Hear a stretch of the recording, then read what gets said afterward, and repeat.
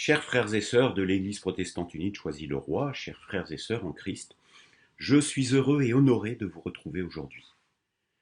La méditation que je vous propose m'a été inspirée par la lecture de l'Épître aux Corinthiens que nous venons de partager, mais aussi par la lecture des discours chrétiens de Søren Kierkegaard, et plus particulièrement par son discours intitulé « La joie de penser que plus tu deviens faible, plus Dieu devient fort en toi ». Imaginons une soirée entre amis. La conversation va bon train. Arrive un retardataire. Avant même qu'il n'ait saisi la teneur de la discussion, les gestes qui appuient les mots, les éclats de voix lui laissent penser que le sujet est grave, important.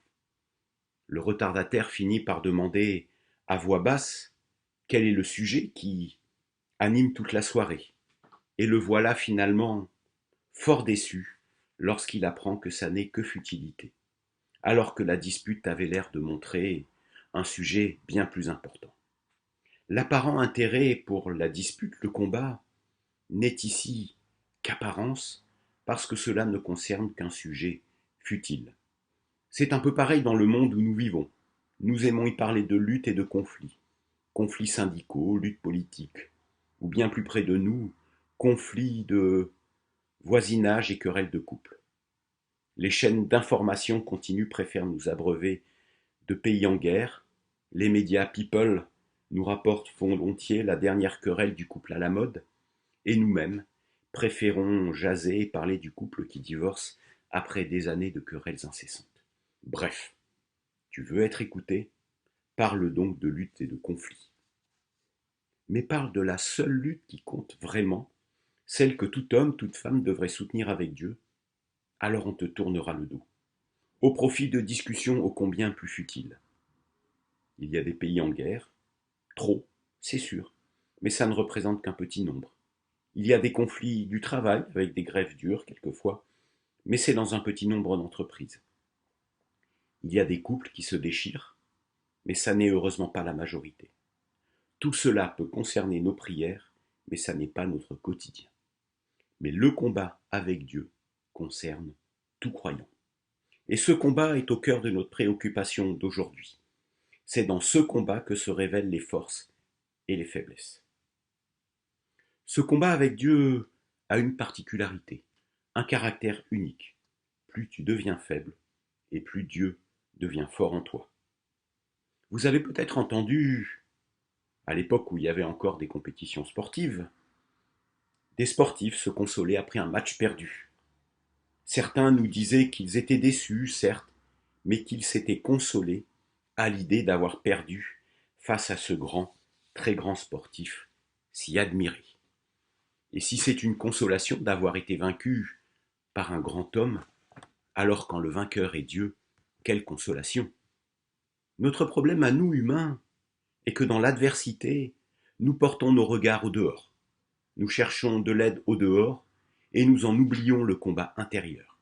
Celui où l'on se console en ayant vu Dieu vaincre. Celui où on se console parce que lorsqu'il s'agit de Dieu, on ne peut vraiment triompher que si Dieu est le vainqueur final. On peut triompher de Dieu en lui tournant le dos, peut-être, en refusant de l'écouter. Mais est-ce vraiment une victoire? Dans le combat avec Dieu, on ne peut vraiment triompher que si Dieu est vainqueur. Et c'est alors que notre faiblesse peut devenir sujet de joie. Nos conceptions de Dieu sont toutes un peu différentes, mais elles partagent au moins un point commun. Dieu est le plus fort, le tout-puissant créateur. Mais il nous faut aussi considérer son amour. Du néant, il nous a créés. C'est l'expression de sa toute-puissance. Mais il ne s'en est pas contenté. Parce qu'il est amour, Dieu nous a appelés à vivre et à être quelque chose en relation avec lui. Et c'est cette relation qui fait de nous des êtres si particuliers et dépendants de Dieu. Cette relation est faite de force et de faiblesse, et c'est de cela dont nous parlons aujourd'hui. Ce que Dieu fait de nous, nous sommes bien souvent tentés de le garder pour nous. Ce quelque chose que l'amour de Dieu a fait de nous, nous voulons en faire quelque chose au sens terrestre, le garder comme notre propriété.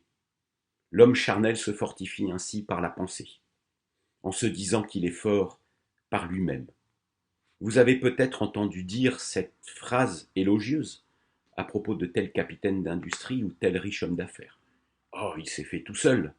Les anglo-saxons parlent du self-made man. Il agit sur son entourage, son environnement. Il change son pays. Il change la planète même. Mais Dieu reste faible en lui. Mais si l'homme renonce de lui-même à ce que l'amour de Dieu lui a donné, c'est-à-dire la liberté de disposer de lui-même, et si Dieu l'aide un peu, en le blessant au point sensible, en lui refusant son unique désir, alors on pourra dire qu'il est faible, mais aussi que Dieu est fort en lui. Et c'est cette blessure au point sensible, cette écharde dans la chair, qui aide Paul à prendre conscience de sa faiblesse. C'est alors que l'humain donne par amour pour Dieu son humble et joyeux consentement, pour renoncer à sa propre puissance et à son indépendance vis-à-vis de Dieu. Seul l'être humain peut empêcher Dieu d'être fort. Le seul obstacle qui se dresse devant Dieu, c'est l'égoïsme humain. C'est l'égoïsme humain qui s'interpose entre Dieu et l'homme. Mais si cet égoïsme est écarté, alors l'homme devient faible et Dieu devient fort en lui. Et finalement, frères et sœurs, cette faiblesse, c'est ce que nous voulons nous rappeler à chacun de nos cultes. La prière, elle relève de ce sentiment de renoncement. Elle consiste à reconnaître notre faiblesse devant Dieu, notre désarroi, pour lui confier notre sujet de préoccupation, en le laissant agir selon sa volonté. La louange consiste à considérer la puissance et la grandeur de Dieu depuis notre faiblesse et notre misère. L'écoute de la parole consiste aussi à s'abaisser et à faire silence pour entendre plus grand que soi. Quant à celui qui voudrait ignorer sa faiblesse et voudrait être fort sans Dieu, il peut peut-être se croire fort, oui, au moins plus fort qu'un enfant, mais il est en réalité sans force parce que seul Dieu est fort. Je crois que si l'on pouvait se délivrer de toute puissance terrestre, dans une totale faiblesse, tous les puissants de la terre ne pourraient rien contre nous. Dans l'amour, au milieu de toutes ces épreuves, rien de mal ne pourrait nous arriver, car rien ne pourrait nous séparer de l'amour de Dieu manifesté en Jésus-Christ. Et même si dans notre faiblesse, Dieu ne faisait pas de nous le plus fort, il y aurait déjà de la joie à penser que Dieu devient plus fort en nous. Et parce qu'il y a plus de joie à admirer plus grand que soi, qu'à s'admirer soi-même, l'adoration pour Dieu ne peut qu'être joyeuse. Elle peut passer par une phase de tristesse, où il nous faut nous rendre à notre misère et à la supériorité de Dieu. Croire à la supériorité de Dieu, à la grandeur de Dieu, c'est à la portée de beaucoup, avec le pendant qui en est la conscience de notre propre néant. Mais croire simplement que Dieu est fort, le plus fort, cela ne suffit pas. Voyez, même les démons et même le diable le croient. Si le sentiment de faiblesse devant Dieu n'est que tourment, reste sans joie, ce sentiment se révèle être de la jalousie, et certainement pas de l'admiration. Cela ne peut conduire qu'à la révolte et à la perdition. Non, cette admiration pour Dieu qui emplit tout notre corps, toute notre âme, elle doit produire un heureux rapport avec Dieu qui est l'adoration. Et celui qui adore Dieu n'a d'autre besoin que de voir Dieu devenir plus fort en lui. Celui qui adore est faible, il ne peut pas faire de projet à long terme sans ajouter si Dieu le veut. Il ne peut se vanter ni de sa force physique, ni de sa force intellectuelle. Et sa faiblesse intérieure est une joie, un secret de l'amour qu'il partage avec Dieu. Plus il devient faible, et plus il peut adorer, et plus il connaît la joie. Il y a donc une bonne raison de se réjouir en pensant que plus tu deviens faible, et plus Dieu devient fort en toi. Il y a donc une bonne raison de te réjouir quand toi-même tu deviens faible. Dois-tu te plaindre lorsque le destin te frappe, te réduit à l'impuissance et à la faiblesse? Pense donc à celui ou celle qui aurait passé une vie sans souci, content et admiratif de lui, sans pouvoir faire l'expérience de cette faiblesse qui est la clé de l'adoration.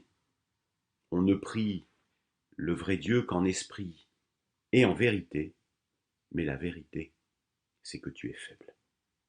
Tu n'as donc rien à craindre dans le monde, rien à craindre des choses qui peuvent te voler tes forces, diluer ta confiance en toi, faire plier ton courage, te rendre entièrement faible. Non, il n'y a rien à craindre de tout cela, car plus tu deviens faible, plus Dieu devient fort en toi. Pas plus Paul lorsqu'il a écrit l'épître aux Corinthiens, pas plus Kierkegaard lorsqu'il a écrit ses discours chrétiens, qui m'ont inspiré ici, n'avait en vue l'épidémie de Covid que nous traversons. Je pense quand même que la mortalité et l'espérance de vie qui avaient cours lorsqu'ils ont écrit ces textes étaient bien pires que ce que nous avons connu au plus fort de notre épidémie. La faiblesse de la condition humaine face à la nature, à la maladie, ils en ont fait l'amère expérience, comme nous avons fait l'amère expérience de ces moments douloureux. Chacun de nous, au plus fort de ses inquiétudes, pendant cette période si difficile, chacun de nous a fait l'expérience de sa faiblesse. Voilà une sacrée écharde dans notre chair. Nous nous sommes tous retrouvés dans une situation où aucune construction humaine n'a pu être un remède garanti. Ni médicaments, ni vaccins n'ont été trouvés jusque-là. Et face à cette expérience de notre faiblesse, certains ont voulu chercher des causes et des coupables. Ça a été un laboratoire high-tech, ou un marché sale à Wuhan en Chine, un pauvre pangolin, une chauve-souris. Et combien de théories du complot ont circulé. Toutes ces théories du complot qui circulent relèvent de ce refus de la faiblesse humaine. Si un grand malheur arrive, c'est qu'un homme ou un groupe d'hommes puissants l'ont voulu y organiser. Quant aux prêcheurs de mort, qui ont vu dans cette épidémie la main de Dieu, je leur réponds que les pauvres victimes du Covid n'ont pas plus péché que les autres, comme ceux sur qui la tour de Siloé était tombée n'avaient pas plus péché que les contemporains de Jésus. L'acceptation de notre faiblesse nous permet d'accueillir la force de Dieu. Elle nous permet de ne plus nous tourner vers le passé et la révolte, vers le complot. Nous quittons le pourquoi, en un mot, pourquoi cette épidémie, pour passer au pourquoi en deux mots, au pourquoi faire. Et maintenant, qu'allons-nous faire? Eh bien, je pense que la première chose à faire, c'est d'accepter notre faiblesse, notre finitude. Notre vie aura une fin. Notre pouvoir a des limites. C'est d'accepter notre dépendance à Dieu pour accueillir sa force qui relève, qui donne la force de vivre sans crainte et sans peur. Voilà, tu n'as donc rien à craindre dans le monde. Rien à craindre des choses qui peuvent te voler tes forces, diluer ta confiance en toi, faire plier ton courage, te rendre entièrement faible. Il n'y a rien à craindre de tout cela, non. Car plus tu deviens faible, plus Dieu devient fort en toi. Sa grâce te suffit, sa puissance s'accomplit dans ta faiblesse. Amen. Voilà, frères et sœurs, j'espère vous retrouver très bientôt, si Dieu le veut.